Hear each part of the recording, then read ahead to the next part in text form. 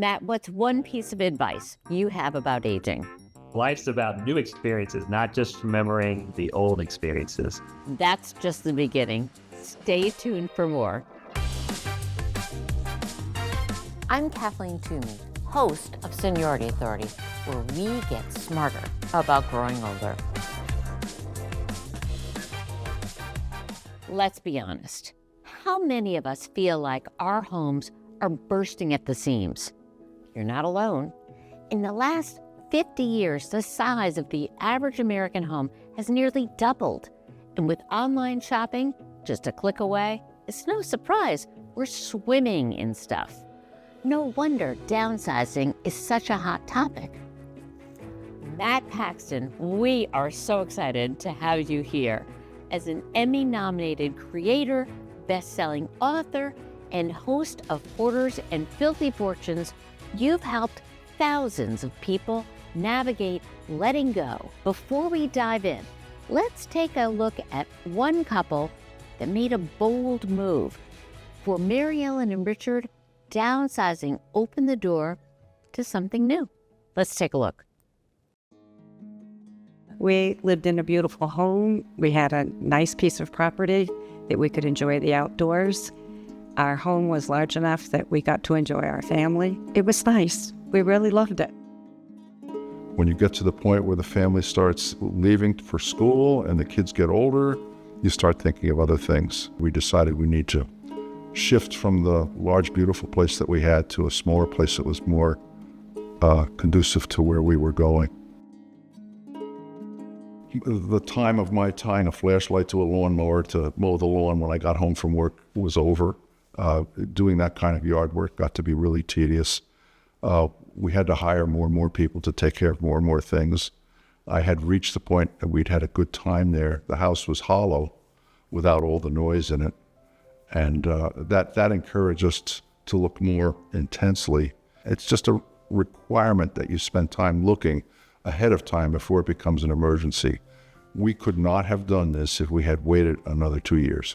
We also understood, because we had been involved in it with other family members, that it's a big job, and we wanted to do it before we were too old to do it.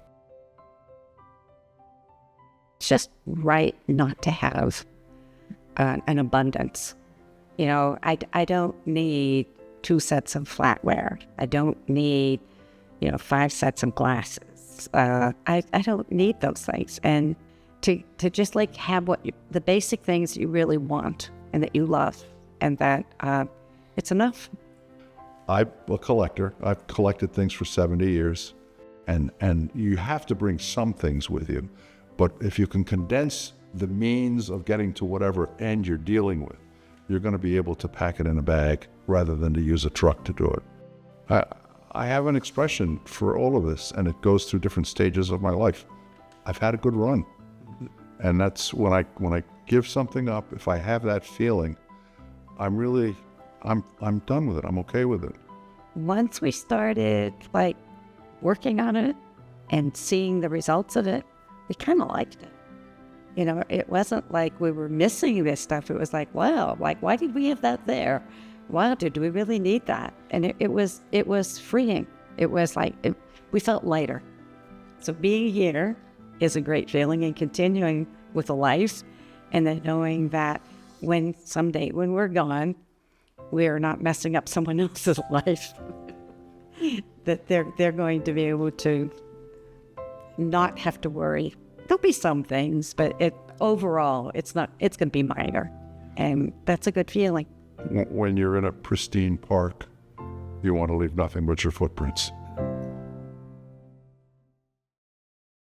This story is not new to you. You've been helping people downsize for 25 years. Tell me, in your opinion, what makes letting go of stuff so hard? The main reason is it brings us happiness and it brings us joy. And we look for happiness and self-worth in our stuff. And, when you've got a great life, you have a lot of happiness and joy attached to that stuff. And that's why we always struggle with the dining room. I mean, it's where our families were created. It's where people, it's where you started your family. It's where you had conversations with all the loved ones that are no longer here. I mean, it's such an important room that your value system and your belief of family was created in a home. And so, yeah, when you got to let go of that kind of stuff, it's really, really hard because you're not just looking at stuff, you're looking at your grandmother's stuff, your mom's stuff, your grandfather's stuff. You know, you're looking at the chair you sat in the time you found out you're going to be the first woman to go to college in your family. I mean, it's heavy. It's emotional. It's not just stuff. That's really good point. So this is very much a part of your life and a part of your identity. Yeah, I'm a practicing minimalist. I mean, I literally, I have 7 kids and I have no stuff. And so for us, we made a commitment 5 years ago to focus on life, to focus on living, to focus on food and family time. And that's where we put all of our money and all of our energy. For us, less stuff means less time keeping up with it and equals, more time together. And I thought Richard said that best. I mean, in that clip, he said, I didn't want to spend my days doing the yard work. And that's okay. I mean, when he did do the yard work, it served him. There was a time when sitting on that lawnmower was the greatest feeling in the world.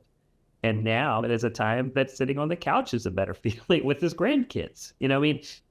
Stuff serves you at different points in your life. I think the key here is knowing when you've ended one season and you're entering another. I love that philosophy that stuff either serves you or doesn't serve you, and that we should think about this from a seasonal standpoint. Like maybe we can do better things with our time than mow the lawn, hang out with our grandkids or our kids. Yeah, I mean, I found my high school Letterman's jacket the other day in an attic. And that was, man, at one point in my life, it identified who I was. I bet. And it actually put a brand on someone that wore it. My girlfriend wore that, and she was Matt Paxton's girlfriend. And it was, it proved that I existed. It proved that I mattered. And, 30 years later, you put it on, and it's just a ratty piece of clothing that doesn't mean anything. I mean, and that's okay. I think the key here is that it's okay. It doesn't mean you have to keep something forever to enjoy that moment. Well, I think you address that beautifully in your book, Keep the Memories, Lose the Stuff.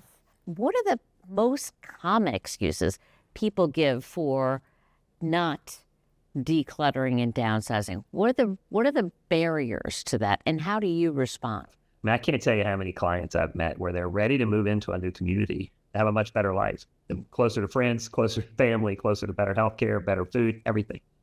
And they just I'm too busy to downsize. So they stay in a less positive environment just because they're justifying all their stuff. What's really happening is they don't want to let go of it. It's too hard. They don't want to attach all the memories. They don't want to attack all the memories, and that's okay. And so my book is really about, hey, how do I really embrace all these past memories, celebrate them, and then leave space to move forward? I mean, downsizing is not about getting rid of everything.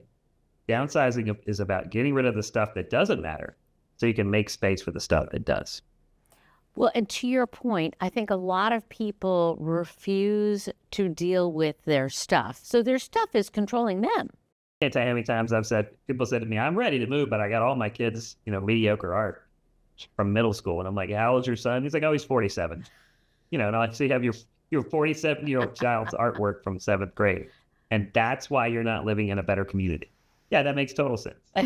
We use humor a lot for this exact reason, because what we're letting stuff control us, and that's just silly. I mean, stuff is just supposed to be a part of life to help you enjoy living.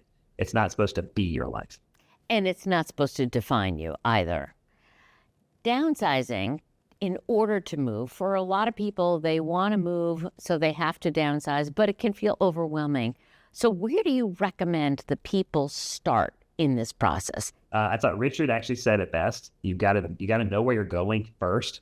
Mm-hmm. And you've got to decide what your next move is. Where are you going? Understand the layout. Understand the size. I mean, you cannot pack for vacation if you don't know if you're going to the beach or the mountains. Okay, you need to know where you're going. Understand that destination. And he probably said it best. He said, "I'd rather be there. We're going 2 years early, not 2 years late." And I think the best way I've heard that said is, I'd rather make the decision 5 years too soon than 5 minutes too late.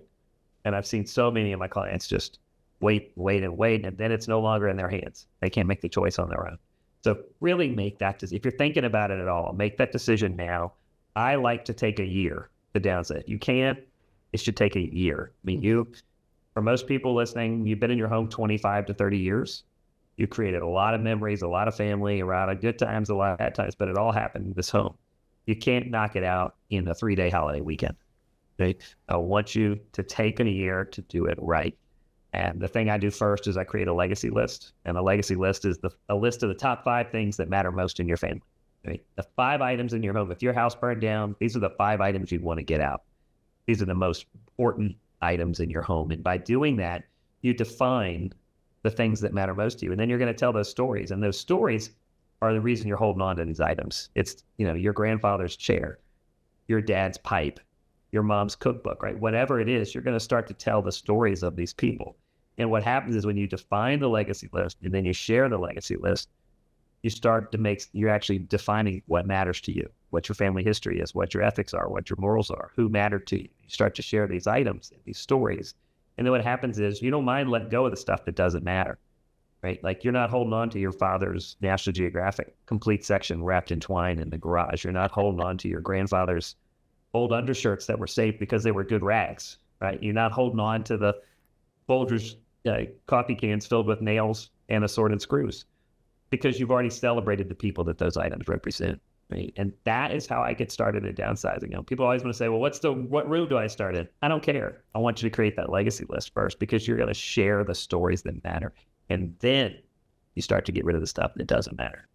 I love that because the legacy list is your gateway to storytelling. It's your gateway to telling people who you are, what you've been a part of, what your essence is. And I also love the fact that you said only 5 items. So it can't be a closet full of clothes or a garage full of rusty tools. My son the other day, my 12-year-old son said, Dad, I read that the average man only lives to 78. I said, okay, I'm not sure about that number, but okay. And he goes, you're 50 this year. He goes, how does it feel to be entering the last third of your life? And I said, I'm just getting started at 50. Like I'm really enjoying life. And he goes, what he did make me do is really like, okay, I want to prioritize my time here. Do we really want to spend the next 5 years of our life the reality is we have a limited time? Do we really want to spend it going through pictures from, a slide carousel from Acapulco in 1981? No, I want to go to Acapulco with my wife and make new memories. Yeah. I mean, that's the point here, right? So I can't tell you how many of my clients will spend I'll argue the best, healthiest 5 years of the rest of your life going through stuff that didn't really matter. I want you spending enough time to celebrate those 5 to 10 items that matter most and celebrate the people that matter to you. But you've still got the best time of your life ahead of you to go enjoy it and make more memories. And that is what living is about. That is what moving on to new communities is about. It's not about just remembering the past. It's about making space for the future. Yeah, that is perfect. And it's not about staying in your home and cultivating your stuff. It is about moving forward. Well, your Yadro collection is not going to love you, right? Your Yadros and your Beanie Babies are not going to give you new memories. They're just memories from the past. And so I really stress to people, I don't care what you paid for it. I don't care if you think your kids want it or not. You have to limit your time because your time is your best currency. That's what matters most at this point. Before 50, our currency was cash, it was money. Well, after 50, our currency should be time. That is what matters most. And so I really want to make sure, is this item that you're looking at, I don't care what it is this item worth 10 minutes of your time? That's a great way of explaining that. And I do agree. Nobody wants your Hummels or your Yadro or a lot of what you have. And you've worked with so many people. What's a transformation process like when they finally let go of excess? I think a lot of people are looking at this and nodding, but they still are holding on to things. What happens when they let go? Freedom, unbelievable freedom. And no one has ever asked me to move them back. Once you get to where you're going, once you get to your next stage in life, I promise you, you will not need the stuff that you brought because you have a new life. You're doing new things. Right? And it's just, mathematically, no one has ever asked me to move them back. I cannot stress that stat enough. That's very impressive in 25 years. In your experience, what are the things worth keeping, and what do you think people feel is valuable, but it really isn't? I had a really crazy shoe collection that mattered so much to me a few years ago. I thought it was the coolest thing in the world.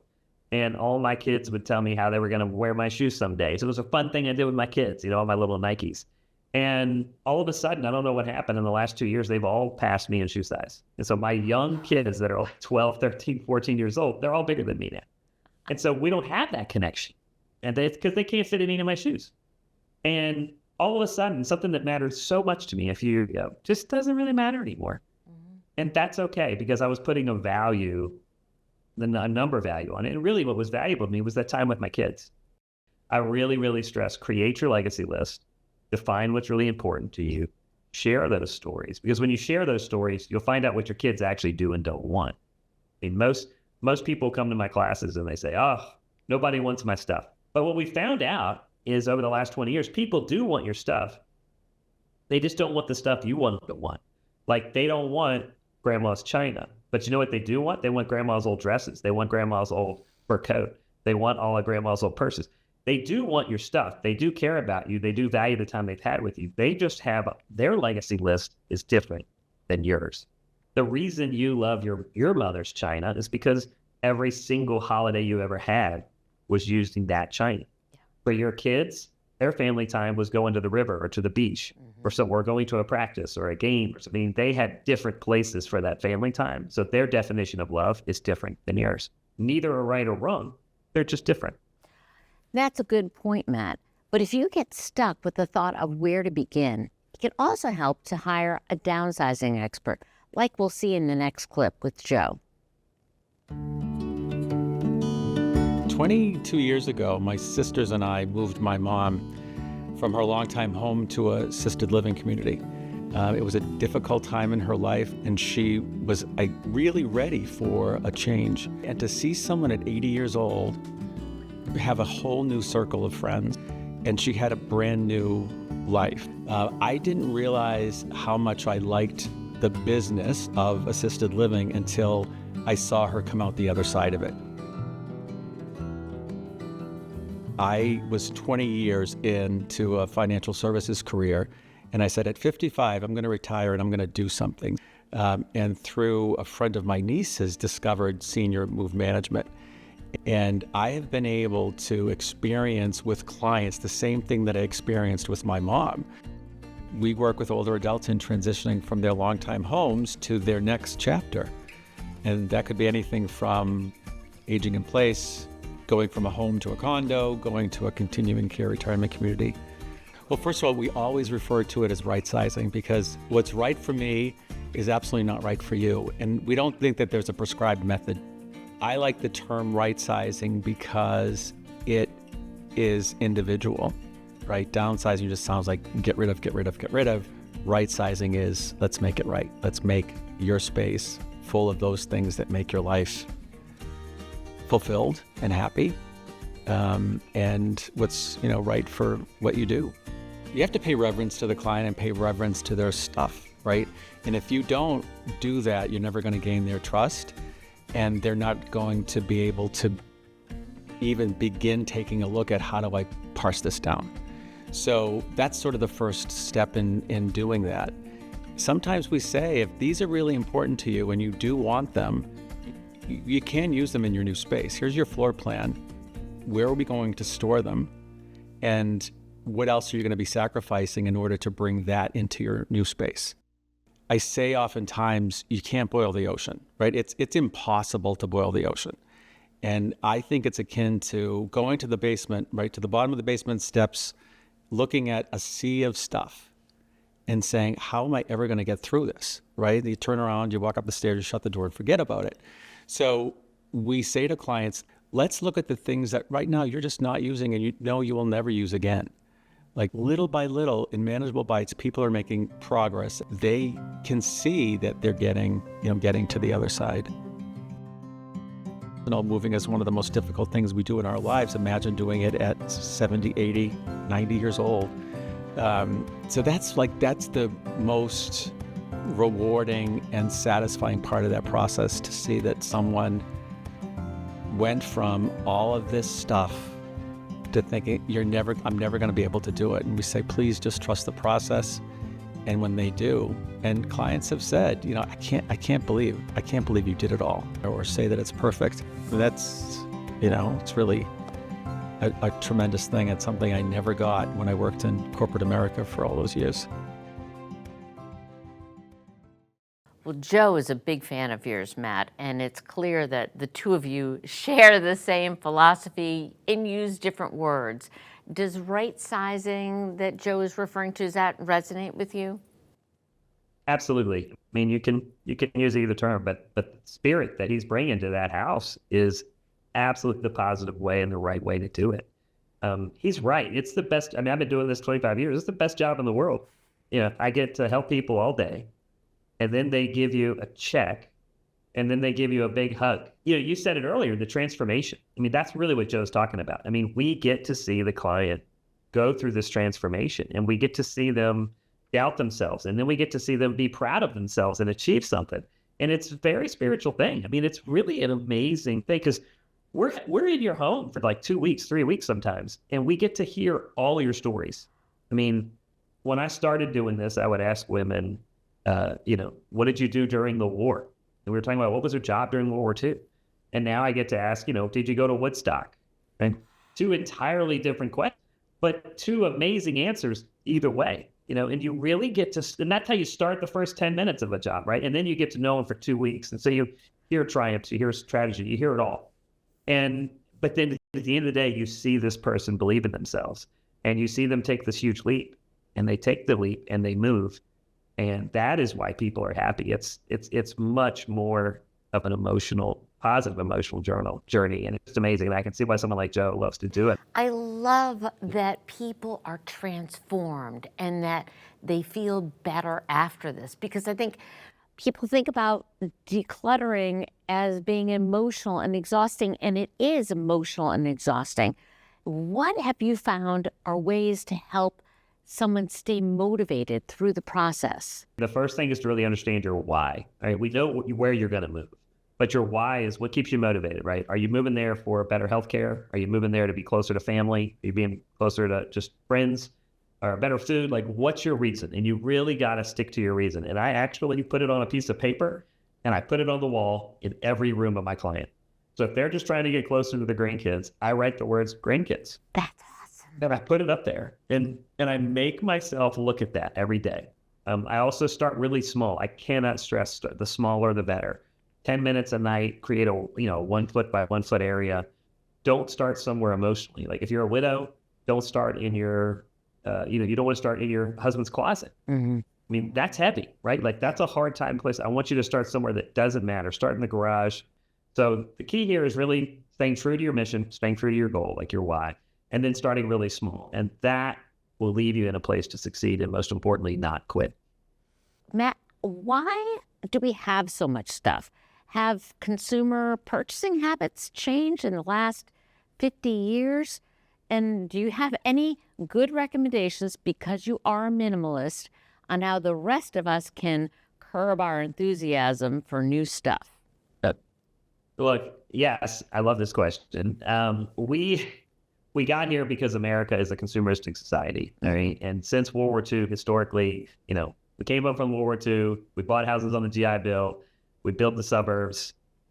We built we built schools. We built communities. We built churches, and we've just, and Sears sold us everything, right? Yes. And short answer, we literally over the last 80 years, we built what we all know as a community in America, and so we are addicted to it, right? Our entire society is addicted to it, and we want to prove to people we've made it. Right? We have made it. We are here. Look at my $200 shoes. Look at my China set. Like, look at it all, right? And it's really kind of silly. And at the end of the day, you don't need the stuff to prove that you matter. You don't need the stuff to prove that you exist. And it has gotten extremely easy. And so when you ask, how do we curb this enthusiasm? I mean, at this point, I don't even know when I buy something online, I don't even know what card it's on, right? I don't even know. And so I've really tried to push back to the way our grandparents did it, which was they paid cash. They went out, they worked hard, they saved and they saved and they saved, and then they paid cash for something. And so believe it or not, I tell all my clients, no matter where you're buying something, make sure you're using your debit card, not your credit card. And you got to make sure you got enough cash for it, because we buy things not knowing really how we're paying for it.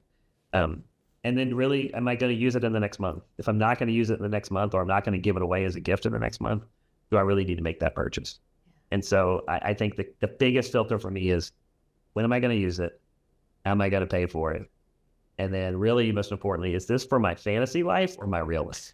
And I think that's the biggest filter, right? Is this for my real life or my fantasy life? And I mean, I could buy clothes size 30. They're not going to fit me anymore. You know what? I would never buy a pair of jeans that are size 30 because I'm a 36. So why do I have a size 30 pair of jeans in my closet? That's a I really surely good wouldn't point. buy a pair. I surely wouldn't buy a pair. So why in the world am I keeping a pair? Right? And so I get very realistic on what's my fantasy life, what's my real life.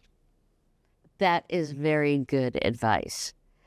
For somebody who's feeling stuck, what's one small, simple step they can take today to get started? Try one item. I'm telling you to start small. One item. If you're not sure if you can get rid of it or not, put it in a box, put it in your garage, and see how your life is for a week without that item. You didn't throw it away yet. You just put it in the garage, but it's no longer in your house. And how different is your life? You're going to find very quickly it's not that different at all.